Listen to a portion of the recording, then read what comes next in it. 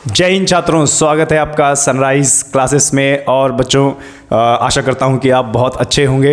और बच्चों आपका एसएससी जीडी का एनटीपीसी रेलवे 10+2 और एसएससी जीडी ग्रेजुएशन लेवल के जो फॉर्म हैं और एग्ज़ाम है वो लगे हुए हैं। तो उन्हीं सबको मद्देनज़र रखते हुए बच्चों हम जीके जीएस की सीरीज़ लेके आए हैं, जहां पर आपको पहले हर टॉपिक के बारे में विस्तार से बताएंगे और उसके बाद बच्चों आपको उनके एमसीक्यू सीरीज़, मॉक टेस्ट और प्रैक्टिस सेट के बारे में आपको बताएंगे बच्चों। ठीक है, सभी छात्रों से मेरा रिक्वेस्ट है कि चैनल को लाइक करें, शेयर करें और बच्चों सब्सक्राइब करें, क्योंकि आपका ये लेक्चर बड़ा बेहतरीन होने वाला है।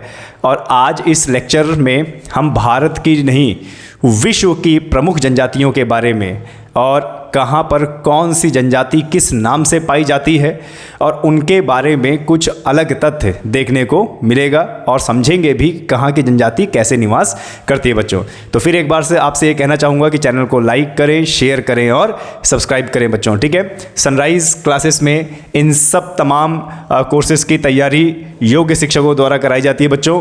और सनराइज़ क्लासेस यूट्यूब चैनल हमारा सनराइज़ करियर एकेडमी का ही यूट्यूब चैनल है, सनराइज़ करियर एकेडमी, जहां पर हम ऑफलाइन क्लासेस देते हैं बच्चों।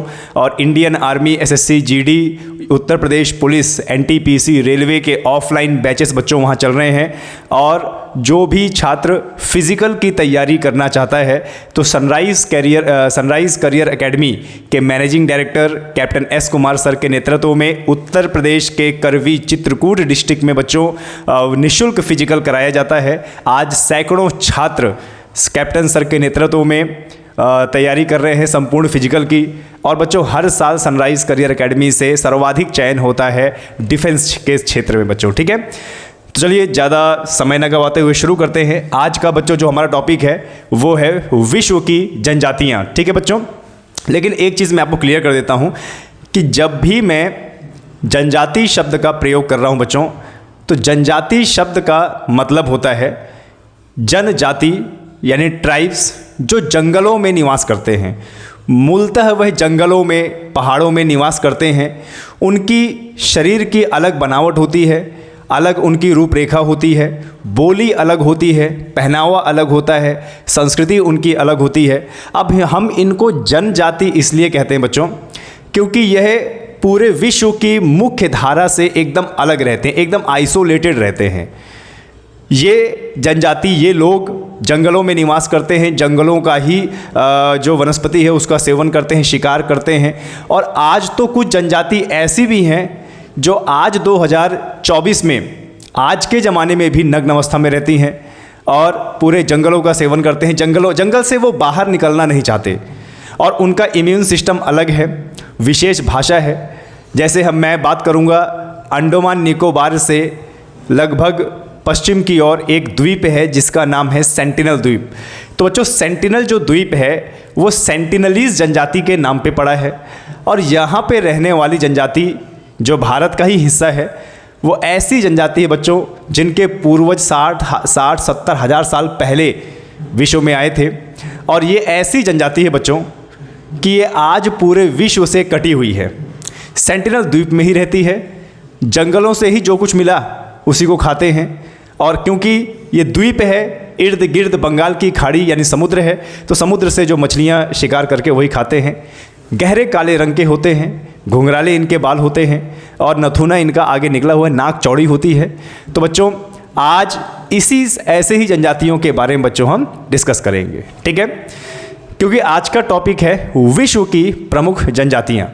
ठीक है, तो आज हम पूरे विश्व की जनजाति के बारे में चर्चा करेंगे। फिर इसके बाद एक वीडियो और लेके आएंगे जिसमें हम भारत की जनजातियों के बारे में बात करेंगे कि भारत में कौन कौन से राज्य में कौन कौन सी जनजाति रहती है। ठीक है बच्चों, चलिए शेयर और लाइक और सब्सक्राइब करना मत भूलिएगा। तो आज का बच्चों हमारा जो पहली जनजाति है बच्चों, पहली जनजाति है विश्व की प्रमुख जनजातियों में सबसे पहली जनजाति है आज हमारी, ज़रा देख लेते हैं, एस्किमो जनजाति। ठीक है, तो बच्चों एस्किमो आपने कई बार सुना होगा। और ये जो एस्किमो जनजाति है बच्चों, ये ध्रुवीय क्षेत्रों में निवास करती है।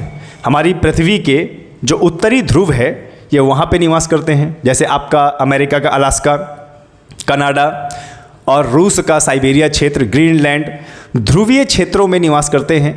और पृथ्वी के ध्रुवीय क्षेत्र में बच्चों तापमान इतना नीचे गिर गया है, इतना नीचे गिरा हुआ है, माइनस में टेम्परेचर रहता है। नतीजा ऐसे इलाकों में कोई वनस्पति नहीं है और ना ऐसे इलाकों में घर बनाया जा सकता है क्योंकि बर्फ़ से ढका रहता है। तो यहाँ के लोगों को कहा जाता है एस्किमो। और ये लोग बच्चों एक विशेष प्रकार का बर्फ़ का घर बना के रखते हैं जिन्हें कहा जाता है बच्चों इग्लू, क्योंकि यहाँ पर कोई वनस्पति नहीं है, कोई घास के मैदान नहीं है, कोई पेड़ पौधे जंगल झाड़ नहीं है। तो ये लोग क्या करते हैं, ये लोग बर्फ़ के ही घर बना के वहाँ पे रहते हैं और जो भी वहाँ पे जानवर होते हैं या मछलियाँ होती हैं उनका सेवन करते हैं। और जानवरों की खाल को पहनना ये लोग ज़्यादा पसंद करते हैं क्योंकि वहाँ के गिरते हुए तापमान में उनको सुरक्षित रखता है। तो जो उत्तरी ध्रुव के क्षेत्रों में जनजाति रहती है बच्चों, उसे कहते हैं क्या, एस्किमो। एस्किमो विश्व की प्रमुख जनजाति है जो कि मुख्य रूप से उत्तरी अमेरिका, अब जब भी उत्तरी अमेरिका की बात की जाएगी तो कनाडा हो गया, जैसे अलास्का हो गया, यानी ध्रुवों के पास यह निवास करती है। उत्तरी अमेरिका महाद्वीप के अलास्का, कनाडा, ग्रीनलैंड के द्रव्य प्रदेशों में रहते हैं। ठीक है, ऐसे प्रदेश जहां पर बच्चों 24 घंटे 12 महीना वहां का जो क्षेत्र है वह बर्फ से ढका रहता है। क्यों? क्योंकि उत्तरी ध्रुव होने के कारण सूर्य की किरणें वहाँ पे तिरछी पड़ती हैं और जहाँ पर सूर्य की किरणें बच्चों तिरछी पड़ती हैं वहाँ पर तापमान की कमी होती है और वहाँ पर तापमान इतना ज़्यादा नहीं हो पाता कि वहाँ गर्मी दे सके। नतीजा वहाँ 12 महीने 24 घंटे ठंड रहती है और इतनी ज़्यादा ठंड कि वहाँ पर आपको 12 महीने बर्फ़ से ढकी ज़मीन देखने को मिलेगी। तो बच्चों इन जनजातियों को कहा जाता है एस्किमो। और एस्किमो जनजाति जिस घर में रहते हैं उन्हें कहा जाता है इग्लू। मैंने बताया ना, बर्फ़ से ही बने होते हैं इनके घर जिनको हम कहते हैं इग्लू। एस्किमो जनजाति के लोग बिना पहिए की गाड़ी जिसे स्लेज कहा जाता है उसे कुत्ते या रेनडियर की सहायता से बर्फ़ पर खींचकर उपयोग करते हैं। जिस गाड़ी को ये लोग चलाते हैं तो उस गाड़ी में लकड़ी की एक गाड़ी बनी होती है जिसके नीचे स्लाइडिंग पैरनुमा बने होते हैं और उनको कुत्ते या रेनडियर खींचते हैं और एक जगह से दूसरी जगह जाने के लिए उस गाड़ी का ये लोग इस्तेमाल करते हैं। एस्किमो जनजाति का प्रमुख हथियार जानवरों की हड्डी से बना हारपून होता है। हारपून बच्चों एक इस भालानुमा, ऐसे करके भालानुमा एक हथियार होता है और ये हथियार हंटिंग के लिए, शिकार के लिए प्रयोग करते हैं बच्चों। और ये जानवरों की हड्डियों से बना होता है, इसी को बोलते हैं बच्चों हारपून। तो हारपून भूलिएगा नहीं, ये एग्ज़ाम में काफ़ी बार पूछता है। तो हमने यहाँ पे क्या क्या देखा बच्चों कि एस्किमो जो जनजाति है वह उत्तरी ध्रुव में निवास करती है, यानी अमेरिका, अलास्का, कनाडा, ग्रीनलैंड जैसे देशों में। और ये जो घर बनाते हैं उन घर को बोलते हैं बच्चों इग्लू। और जिस गाड़ी से ये घूमते हैं बिना पहिए वाली गाड़ी, इसको बोलते हैं स्लेज। और स्लेज को खींचते हैं कुत्ते और रेनडियर। और एक विशेष प्रकार का हथियार इनके पास होता है और उस हथियार को बोलते हैं बच्चों हारपून। ठीक है, चलिए आगे बढ़ते हैं। तो देखिए कुछ इस प्रकार के दिखते हैं एस्किमो लोग और इस प्रकार से ये लोग बर्फ़ के घर बनाते हैं और इन्हीं बर्फ़ के घरों में रहते हैं। और ये जो कपड़ा वस्त्र इन्होंने पहना हुआ है बच्चों, ये जैसे आपका उत्तरी ध्रुव का जो भालू होता है या वहाँ के जो हिरण होते हैं उनसे ये बना है। ठीक है, चलिए बच्चों आगे बढ़ते हैं। आगे जो जनजाति है बच्चों वो है रेड इंडियन जनजाति। देखिए कुछ इस प्रकार से दिखते हैं रेड इंडियन जनजाति के जो लोग हैं। ठीक है, इनका जो फेस होता है और इनकी जो बॉडी होती है वो कुछ लाल नज़र आती है, इसी वजह से इनका नाम पड़ा है बच्चों रेड इंडियन। ठीक है, रेड इंडियन जनजाति भी उत्तरी अमेरिका की प्रमुख जनजाति है। तो यहाँ पे हमने जाना कि उत्तरी अमेरिका की प्रमुख जनजाति कौन सी है, रेड इंडियन, और एक और थी क्या, एस्किमो। रेड इंडियन मुख्य रूप से उत्तरी अमेरिका के यूएसए और कनाडा में के क्षेत्रों में निवास करते हैं। क्लियर बच्चों? तो ये है रेड इंडियन जनजाति, ये इनका पहनावा है और ये इनके अस्त्र शस्त्र हैं बच्चों। ठीक है, आज भी रेड इंडियन जनजाति देखने को मिलती है अमेरिका और कनाडा के पर्वतीय क्षेत्रों में या वहाँ के जंगलों में। और इनका एक विशेष भाषा रहती है, इनका विशेष रंग रूप रहता है, विशेष पहनावा रहता है, विशेष बोली रहती है ना। मुख्य धारा से एकदम ये कटे हुए हैं, इसीलिए हमने इनका नाम दे दिया बच्चों ट्राइब्स। ठीक है, तो चलिए बच्चों आगे बढ़ते हैं और नज़र मारते हैं। तो चलिए बच्चों आगे बढ़ते हैं। और देखते हैं कि अगली जनजाति कौन सी है। रेड इंडियन के बारे में हमने जान लिया। जो रेड इंडियन है ये कहाँ निवास करती है बच्चों? ये कनाडा और यूएसए में निवास करती है। ठीक है, चलिए बच्चों अगली जनजाति बच्चों बोरो जनजाति। कौन सी जनजाति? बोरो जनजाति। क्लियर है? तो जरा इसके बारे में पढ़ लेते हैं। बोरो जनजाति अमेजन बेसिन क्षेत्र में मुख्य रूप से यह ब्राज़ील क्षेत्र में पाई जाती है बच्चों। ठीक है, और यहाँ पर एक प्रश्न भी बनता है कि अमेज़न का जंगल का सबसे ज़्यादा विस्तार किस देश में है? तो बच्चों दक्षिणी अमेरिका का एक देश है ब्राज़ील, और इस ब्राज़ील में अमेज़न जंगल का सर्वाधिक विस्तार है और अमेज़न नदी भी यहाँ बहती है। यहीं पर निवास करती है बच्चों बोरो जनजाति। ये शारीरिक रूप से बोरो लोग रेड इंडियन के समान ही होते हैं और ये जनजाति लड़ाकू व निर्दय व्यवहार के होते हैं और इनके उत्सव और त्यौहार में मानव हत्या व मांस भक्षण भी प्रचलित है। यानी ये जनजाति मानव का मांस आज भी खाती है। ये पूरी दुनिया से कट ऑफ है बच्चों। चलिए देखते हैं इसके बारे में। ये है बच्चों जनजाति बोरो जनजाति, और यही जनजाति बच्चों साउथ अमेरिका के ब्राज़ील क्षेत्र के अमेज़न जंगलों में निवास करती है। और जनजाति के जो इनकी संस्कृति है बच्चों, इस संस्कृति के नाम पे मानव मांस खाना और मानव की हत्या करना ये इनकी विशेष खासियत है। और कहा जाता है कि कहीं ना कहीं ये रेड इंडियन का ही परिवार है, क्योंकि ये रेड इंडियन से मिलते जुलते हैं। तो ये है बच्चों बोडो जनजाति जो निवास करती है दक्षिण अमेरिका के ब्राज़ील क्षेत्र में। आगे चलते हैं बच्चों बुशमैन जनजाति। क्लियर है? ध्यान दीजिएगा। कालाहारी मरुस्थल के निकट निवास करती है बच्चों बुशमैन जनजाति। ये भी दुनिया से पूरी तरह कट ऑफ है, आइसोलेशन में रहती है और इनकी भी विशेष भाषा है, विशेष बोली है। बुशमैन जनजाति अफ्रीका महाद्वीप के कालाहारी मरुस्थल में रहती है। तो बच्चों इनको तो स्टार लगा लीजिए, क्योंकि ये एग्जाम में बहुत बार पूछा गया है कि बुशमैन जनजाति अफ्रीका महाद्वीप के कालाहारी मरुस्थल में निवास करती है। कहाँ पर? बोत्सवाना और दक्षिण अफ्रीका जैसे देशों में। अफ्रीका महाद्वीप के बोत्सवाना और दक्षिण अफ्रीका जैसे देशों में निवास करती है। यह लोग भोजन के रूप में दीमक का सेवन करते हैं। ठीक है, दीमक, ये ध्यान दीजिएगा। और दीमक को बुशमैन का चावल भी कहा जाता है। तो यहाँ पर एक विशेष प्रश्न बनेगा आपको कि किसको बुशमैन जनजातियों का चावल कहा जाता है? तो बच्चों वहाँ पर आपका उत्तर क्या होगा? दीमक को। ठीक है, दीमक की चटनी बनाते हैं ये लोग, दीमक का सूप बनाते हैं ये लोग, और दीमक को कई प्रकार से खाते हैं। ठीक है, तो मैं बुशमैन की बात करूं तो ये है बच्चों वो बुशमैन जनजाति जंगलों में निवास करती है और ये हल्के गहरे काले रंग के होते हैं, घुंघराले इनके बाल होते हैं और जंगल झाड़ में रहते हैं और जंगल के जीव जंतुओं का ही सेवन करते हैं बच्चों। और कच्चा मांस खाने के लिए यह जानी जाती है बुशमैन जनजाति बच्चों। क्लियर है? चलिए आगे बढ़ते हैं। मसाई जनजाति। ठीक है, इसके बारे में एग्जाम में बहुत पूछा जाता है और अलग अलग तथ्य भी इनके बारे में बताएंगे बच्चों। मसाई जनजाति, तो मसाई जनजाति अफ्रीका की प्रमुख जनजाति है और यह मुख्य रूप से अफ्रीका महाद्वीप के भूमध्य रेखीय क्षेत्र, ठीक है, ध्यान दीजिएगा बच्चों, पृथ्वी का जो भूमध्य रेखीय क्षेत्र होता है ये क्षेत्र में 12 घंटे दिन और 12 घंटे की रात रहती है और इस क्षेत्र में सदाबहार हरे भरे वन पाए जाते हैं। और बच्चों एक चीज़ आपको बता दूं, ये जो पृथ्वी का भूमध्य रेखीय क्षेत्र होता है यहाँ पे रोजाना बारिश होती है और यह क्षेत्र कृषि योग्य नहीं है और पृथ्वी के भूमध्य रेखीय क्षेत्र में 5 डिग्री उत्तर और 5 डिग्री नीचे के अक्षांश में जनजातियों का ही निवास है।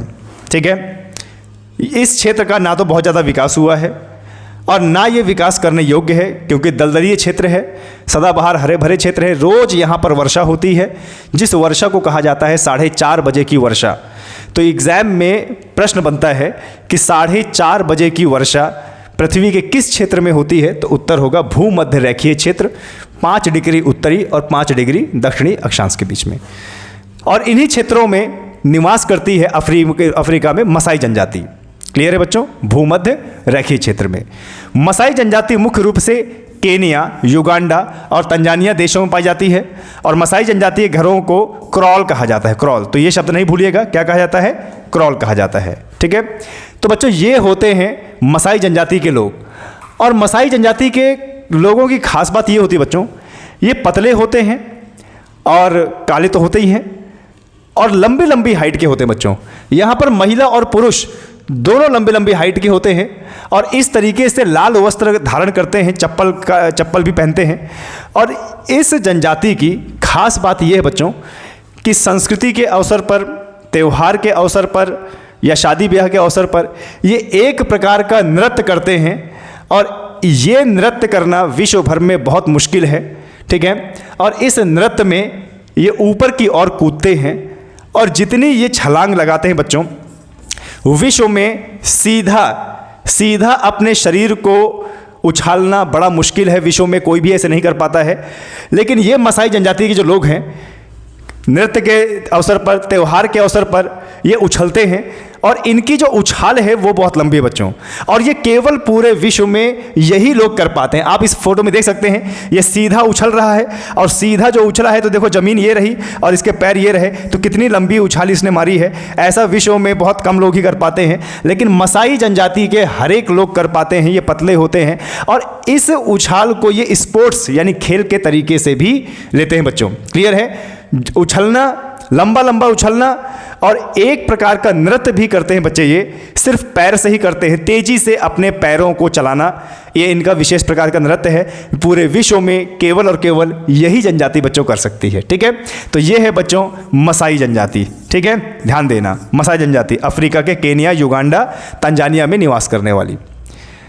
अब आते हैं बच्चों किर्गिज जनजाति। क्लियर है? किर्गिज जनजाति, ये जो किर्गिज जनजाति बच्चों कजाकिस्तान, उज्बेकिस्तान, मध्य एशिया में निवास करती है बच्चों, और मध्य एशिया के भी पर्वतीय क्षेत्रों में निवास करती है, ठीक है। आप इसको एशियन जनजाति कह सकते हैं, ठीक है।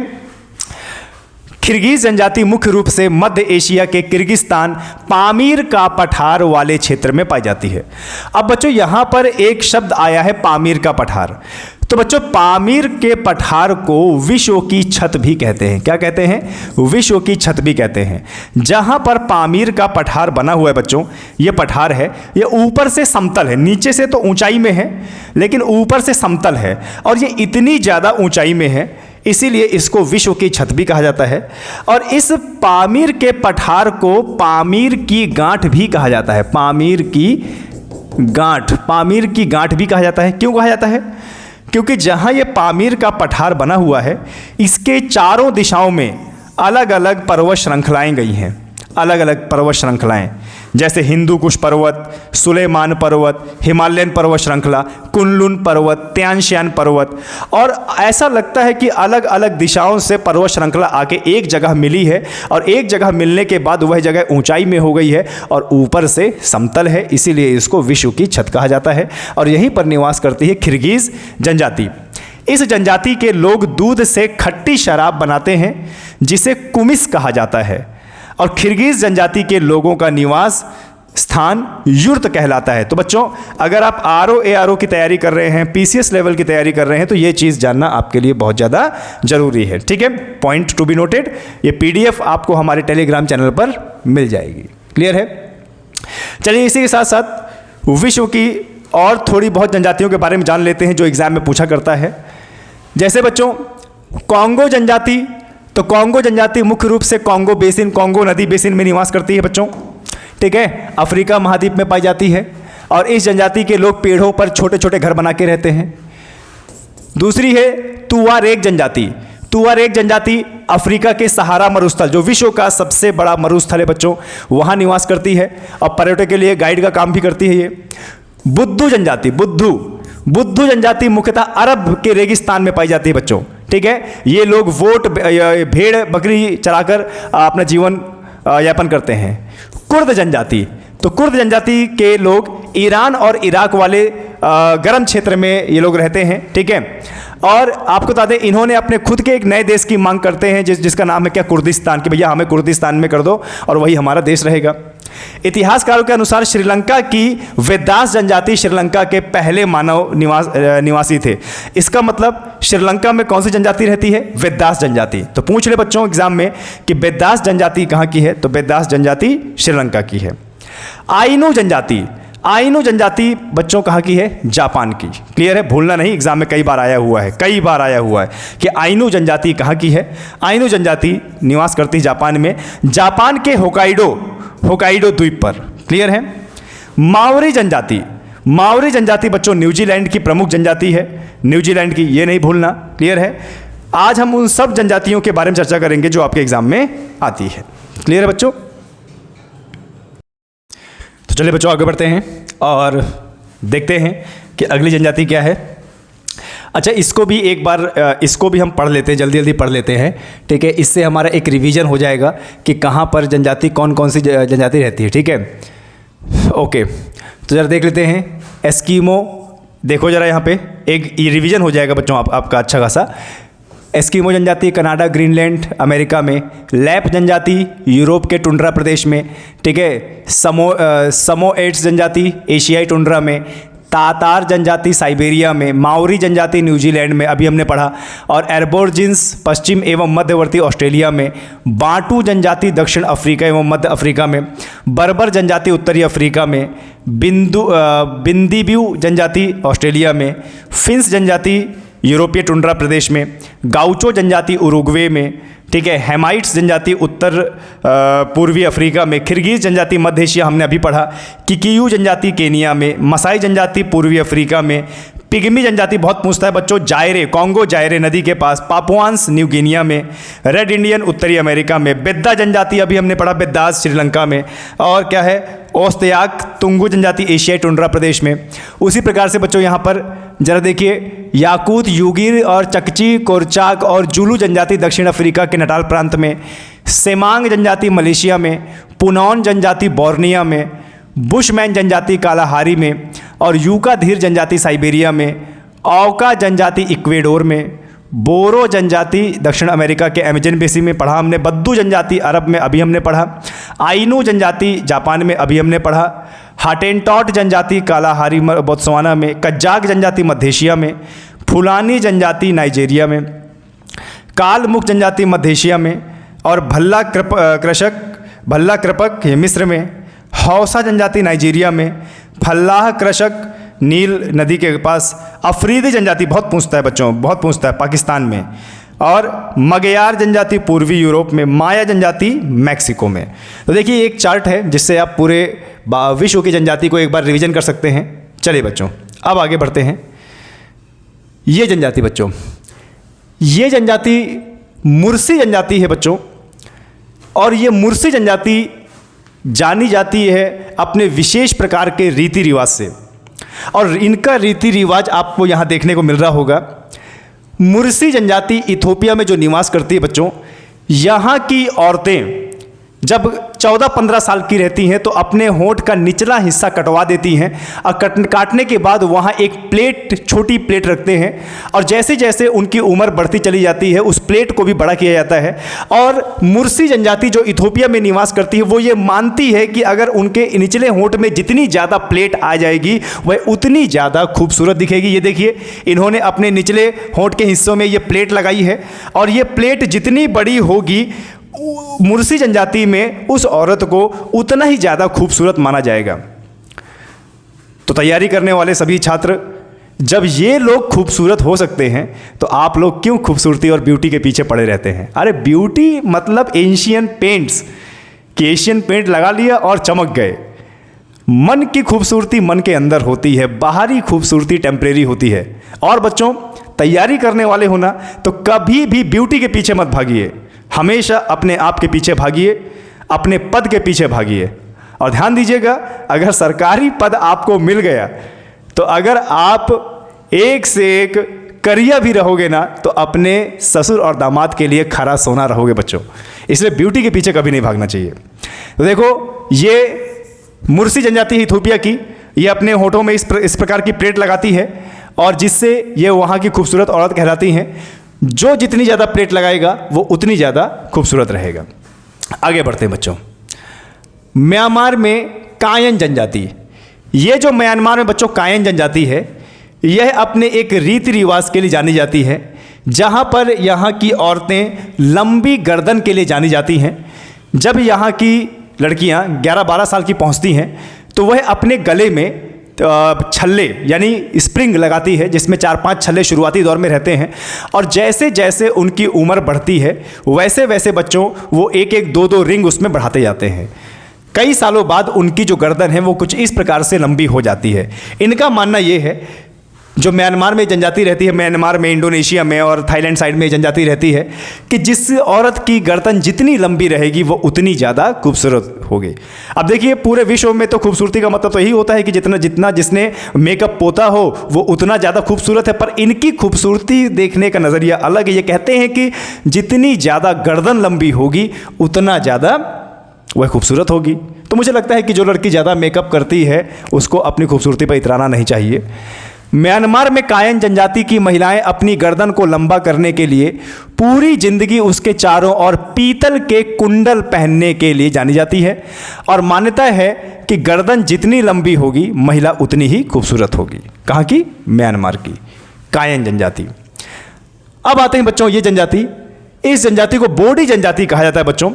और यहाँ पर एक प्रथा है, ये अफ्रीका की जनजाति है, और बोडी जनजाति में बच्चों एक प्रथा ये है कि जिस पुरुष की जितनी बड़ी तोंद होगी वो उतना ज़्यादा खूबसूरत होगा और उसको उतनी ही सुंदर महिला मिलेगी शादी के लिए। यानी सास ससुर ये विशेष ध्यान रखते हैं कि हमारे दामाद की अच्छी खासी तोंद होनी चाहिए।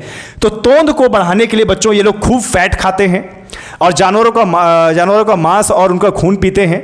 और एक विशेष प्रकार का त्यौहार होता है जहाँ पर वो इस प्रकार से चलते हैं, और जिसकी जितनी मोटी तोंद होती है वह उतना अच्छा एक वर साबित होता है। ठीक है, यानी जिसकी जितनी मोटी तोंद होगी सास ससुर उसको बहुत प्यार करेंगे, ये यहाँ पर माना जाता है। इसको बोडी जनजाति बोलते हैं बच्चों, इथोपिया में निवास करती है। देख रहे हैं तोंद, आप इनकी तोंद देख रहे हैं, जितनी ज़्यादा तोंद उतना अच्छा आकर्षक पुरुष।